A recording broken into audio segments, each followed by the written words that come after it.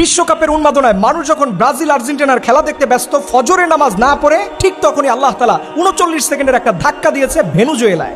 7.2 মাত্রার ভূমিকম্প হয়েছে সেখানে আশঙ্কা করা হচ্ছে 10,000 থেকে 1 লক্ষ পরিমাণে মানুষের প্রাণহানি হতে পারে। আপনি একবার চিন্তা করুন, এই ভূমিকম্পটা যদি বাংলাদেশে হতো তাহলে যারা ব্রাজিল আর্জেন্টিনার খেলা দেখে ফজরের নামাজ না পড়ে চিৎকার দিয়েছেন, এই চিৎকারটাই হতো আপনার জীবনের শেষ চিৎকার। বাংলাদেশের সয়েল লিকুইফেকশন সম্পর্কে আপনার কি কোনো ধারণা আছে? এই যে ভেনেজুয়েলার যে অঞ্চলে এত মাত্রার ভূমিকম্পটা হয়েছে, এর চাইতে বাংলাদেশের সয়েল লিকুইফেকশন বলছে ভেনেজুয়েলার অনেক অংশের মাটির তুলনায় বাংলাদেশের বেশিরভাগ জায়গার মাটি নরম এবং পলি মাটি দ্বারা। আরো হৃদয় বিদারক একটা ঘটনা কি জানেন? আমাদের বাংলাদেশ যে প্লেটগুলোর উপরে দাঁড়িয়ে আছে, Indian plate, Eurasian plate, Burmese plate, এই প্লেটগুলো ভয়াবহভাবে বিপর্যয়ের মুখে পড়ে আছে। এটা আপনাকে কে বুঝাবে? আল্লাহ তাআলা এর জন্য বলছেন ইদা জুলজিলাতিল আরদু জিলজালাহা, মানুষ এটা প্রকম্পিত হবে। আজকে দেখেন যে ভেনেজুয়েলার কথা আমরা বলছি, ঠিক ওই ভেনেজুয়েলার তো অনেক লোকজন বসে বসে মেসি রোনালদোর খেলা দেখছিল। কে জানতো যে এই খেলাটা তার জীবনের শেষ খেলা হবে? এর জন্য মুসলিম যুবকদের বলবো, আজকে আমি দেখি যে মসজিদের ফজরের নামাজে কোনো মুসল্লি নাই, কিন্তু রাত 3টা বাজে ছেলে মেয়ে টিএসসি চত্বর বিভিন্ন জায়গাতে মানুষের সমাগম, এবং কি উল্লাস!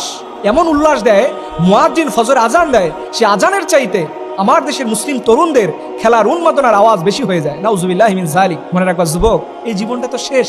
তোমার এই জীবনের কি দাম আছে? আজকে ভেনেজুয়েলা, জাপান, ইন্দোনেশিয়া দেখিয়ে দিচ্ছে যে দুনিয়ার মানুষের কোনো স্থায়িত্ব কিছু নাই।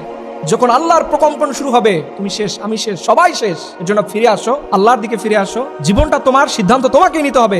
রব্বুল আলামিন আমাদের এই বাংলাদেশকে ভয়াবহ ভূমিকম্পের হাত থেকে হেফাজত করুন। সকলে আমিন।